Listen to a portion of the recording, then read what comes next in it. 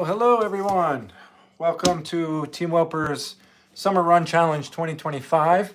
My name is Justin Harris. I'm one of the coaches at Team Wilpers, and this is our athlete briefing number 6 of 8. So we're getting there. All right, right now you're all in the week 5, the start of block 2, and we're going to rock and roll until block 8 or week 8. Sorry. So anyway, I just want to get into a couple things, our recurring stuff, some of our little plugs here. All right, so make sure you're following us on Team Wilpers on Instagram and Facebook. Make sure you're interacting on our Team Wilpers Running Facebook group. It's a private group, so you have to ask to be involved, and I'll let you in. We have 12,000 members, a lot of people interacting, and figuring out this journey along with you. So make sure you're interacting there and utilizing that resource, because part of the challenges here is to make sure that even though we're remote, that you're really not alone in this process, that we're all in this together on this journey to improve ourselves, to get better, and to have some good coaching and resources available to you. Speaking of those resources, we have our all access plan, which allows you for $10 a month. It's like 33 cents a day. It's crazy, simple. You get access to strength training that is specifically written for this plan, and we're going to be touching on strength today. You also have access to other training plans. So if you're running a marathon or half marathon, there's novice, intermediate, advanced plans. They're not done in the challenge way, but you can have resources from there. So you can also follow me at J Harris Coaching at Instagram and Facebook. We also have consultations if you're running in, kind of hitting your head against the wall and curious. The challenges are here to set you up for success, but it's not to, bring you all the way through on your running career. All right. People who are advanced or intermediate are getting everything, getting some things from doing the challenges as well. But, if you really need to kind of level up, that's what the consultations are in our one-on-one coaching. So check those services out. We've had a lot of success. We've had a lot of Boston qualifiers, PRs, across the board, and making sure that we're focusing on performance, but making sure that we're also healthy. So where those two overlap, the Venn diagram of that, performance and health, that's really where Team Wilpers operates. So anyway, make sure you're joining us and following us. Okay, so week 6, week ahead. All right, so I'm picking things up a little bit.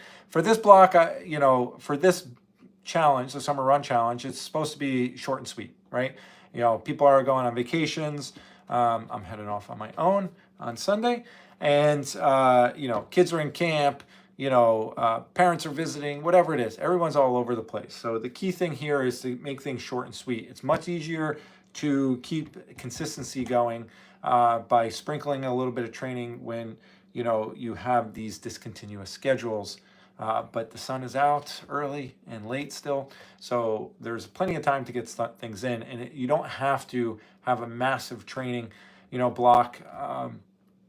Sometimes it's really about focusing on speed. So this is geared to being efficient, and if there's something that's it's specific, more geared towards, it's 5Ks. But those of you who are doing halves and marathons, it's very important to make sure you're touching on speed. I was just talking to a new client today, and we were touching on they don't like speed and they don't know how to manage it, and there's a lot of area for growth. Well, and so they're recognizing that, but it's too easy to just stay in your lane and not really challenge yourself by excuse me, trying different distances and whatnot.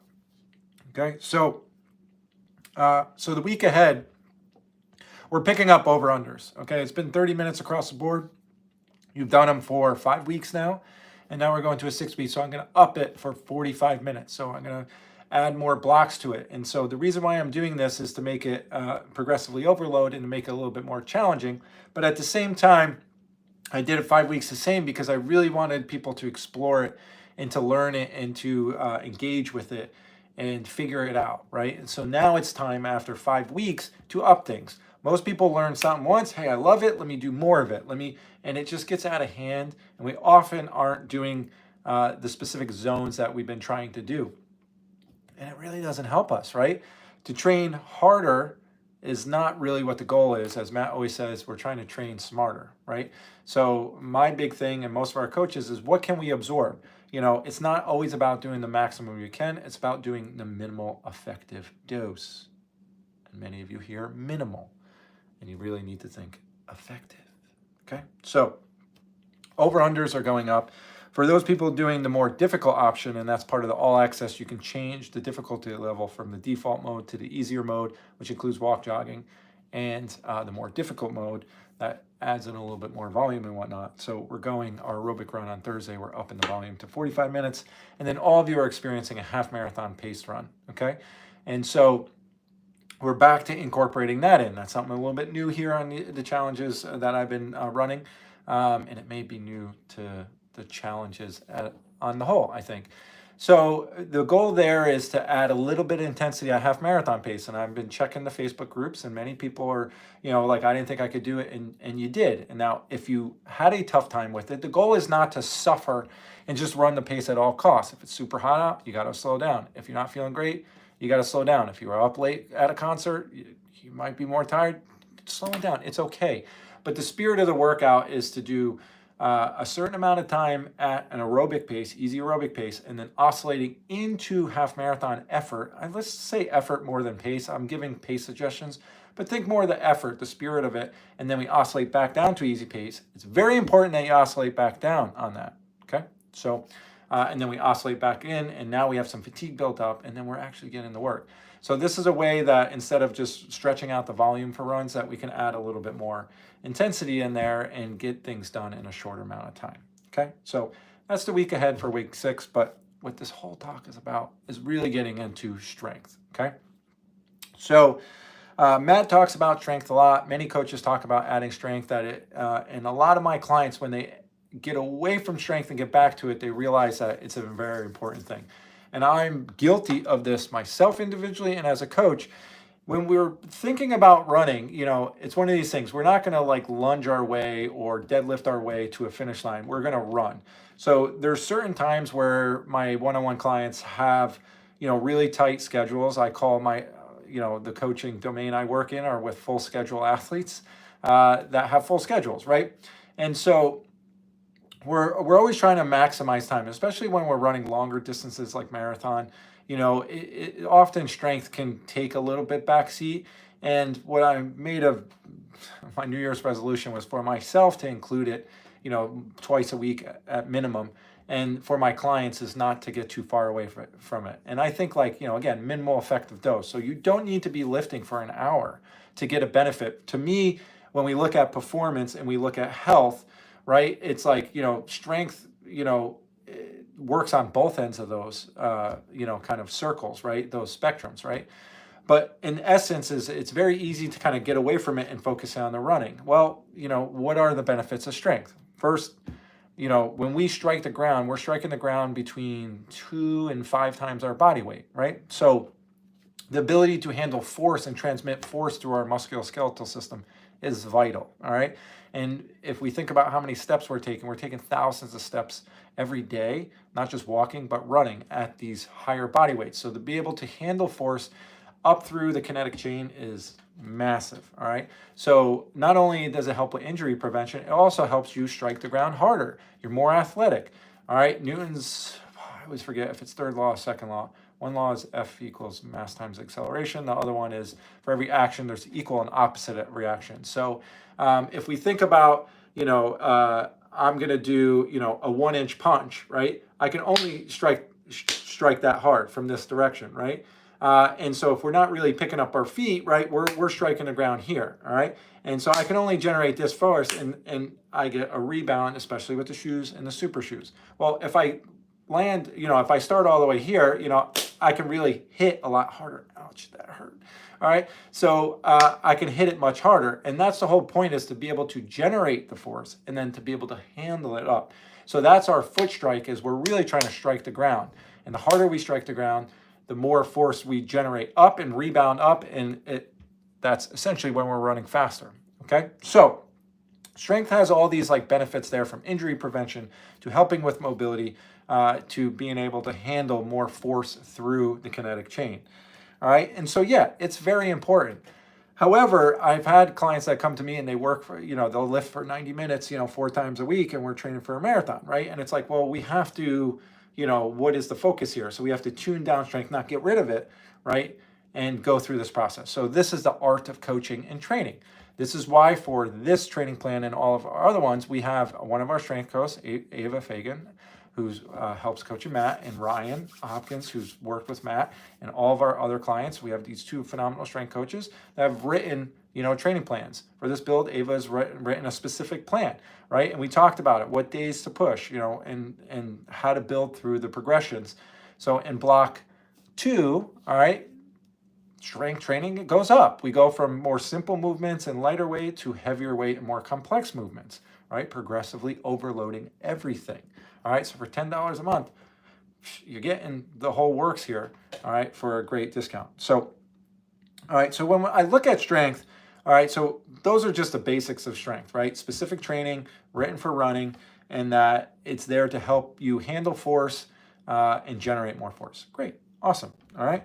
So I kind of think with most things, I kind of go like what, when, and how, all right? So what, what lifts are we doing and stuff? So, with Ava, we discussed, on Mondays being VO2 max, we're trying to get a whole body workout, right? And we want to work the legs on similar days. Even though we're lifting on Tuesday, we're getting this.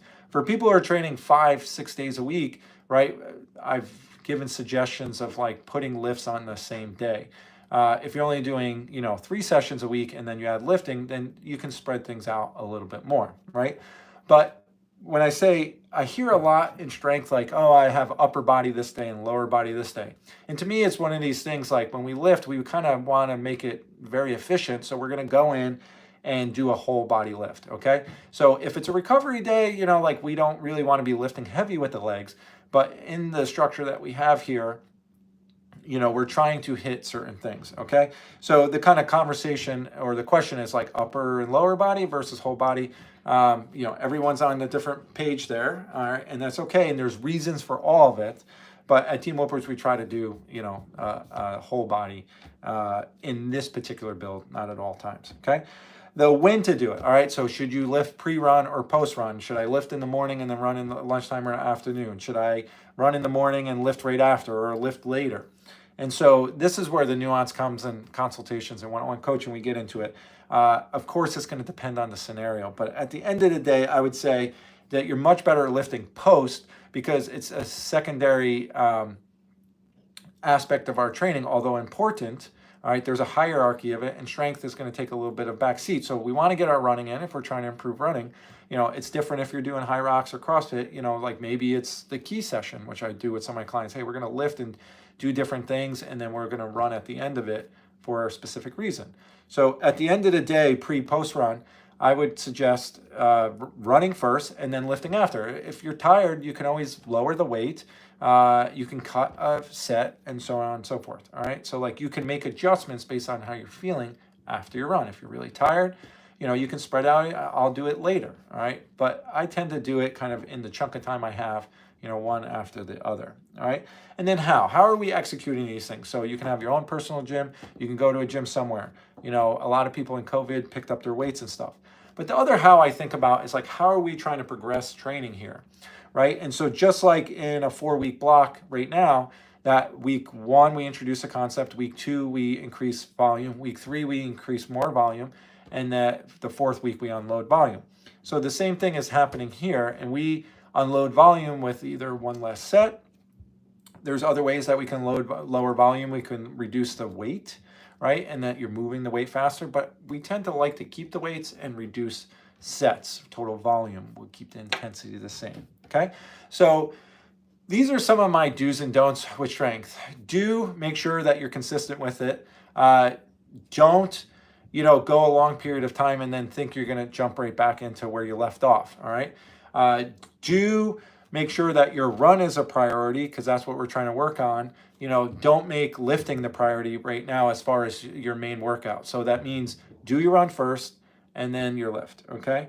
And some of the don'ts that I see with some of my one-on-one clients is, they feel good after a couple weeks and then they really jump up in the weight and then they end up being sore and it takes away from, the key workouts that we're doing or something like that. At some point you have to get over being sore, but I know that I'm super competitive and, I've gotten so sore, particularly for me, it's any kind of RDLs, hamstring work, posterior chain, squats, particularly lunges. It just makes my hamstring sore for literally like a week or so after one session. So what I do is microdose that in. I just start doing really low weights and low sets to work my way into it. So some people I saw in the Facebook group are coming off rotator cuff injury or different things, or just avoided it. And don't think you have to slam back into it, because you really shouldn't be exhausted and like so sore you can't walk.